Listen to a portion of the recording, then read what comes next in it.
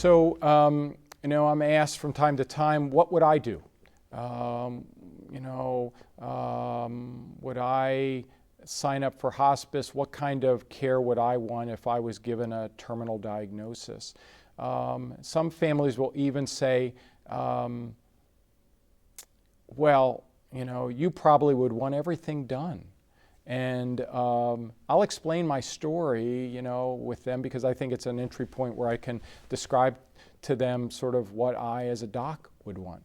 Certainly, we know there have been some interesting studies that have indicated that physicians, when they're faced with their own mortality, are very specific about making some choices to forego many of the things that we subject sometimes our patients to in the hospital.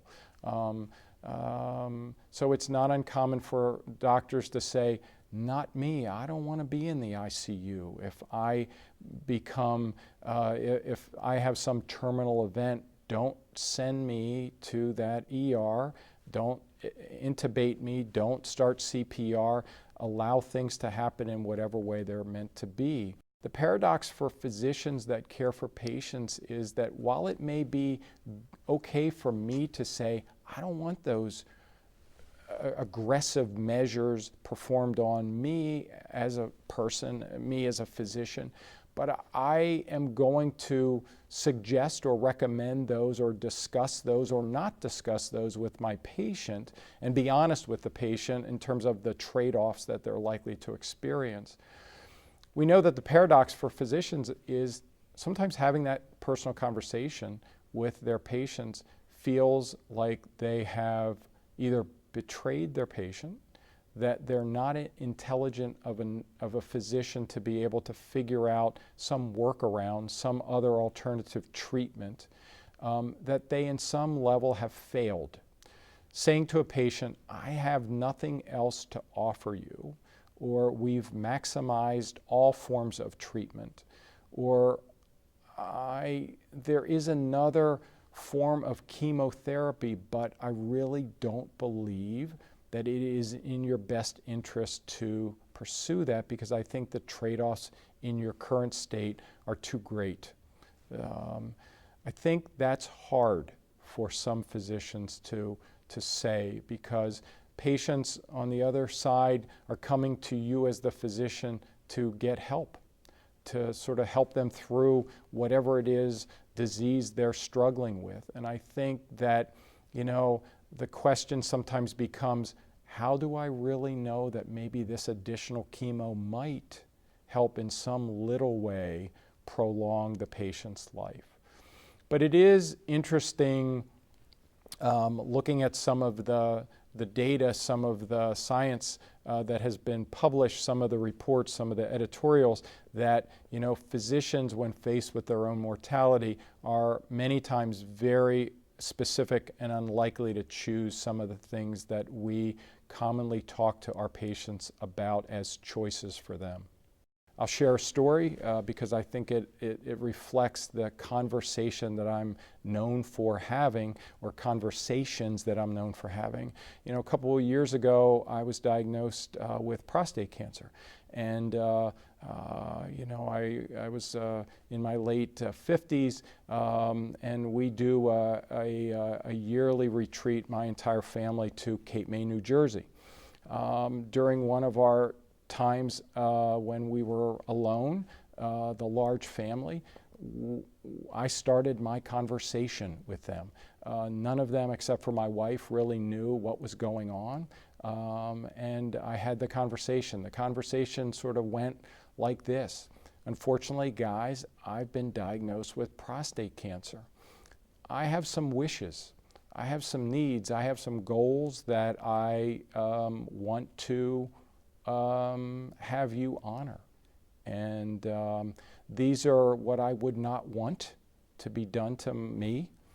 These are things that I would be accepting of, but I need you to know that these are important to me, and I would hope that you would honor those. So we've continued to have conversations because it's sort of a dynamic process, our lives. We never know what's coming around the corner. And I think having a conversation late in the game is hard because it puts families in a very, very difficult situation, having to make decisions for their loved one, sometimes in an emergency, because they don't remember having had a conversation where dad or mom expressed their wishes. So one of my pet peeves is making sure that folks earlier in their lives have, or at least begin to have, the conversation. Doesn't mean that it has to remain etched in stone, the first conversation, but over time it may be movable, but at least your family has a better idea. If something unforeseen were to happen, they really know what really dad wanted. They don't have to speculate. They have an idea, and they can then sort of follow that through and honor your wishes. So during the conversation at the beach, my kids, I went through the laundry list of things that commonly are asked when people either complete a post form or a living will. And I went through the list, and my family, some of them were taken back by some of my choices, my decisions, but at the end of the day, I think they were respectful. So the list sort of that we went through looked something like this. Would I want CPR? Would I want somebody, if my heart stopped, would I want somebody to try to revive me?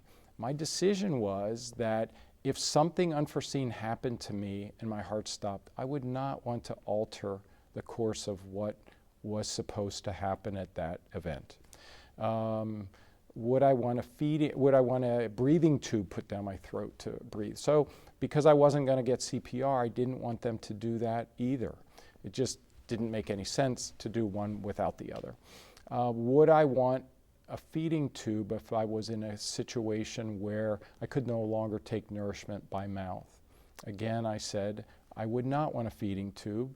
I know what the pros and cons of a feeding tube would be, and if I'm in that situation where that's the only alternative, I would want, nature to take its natural course.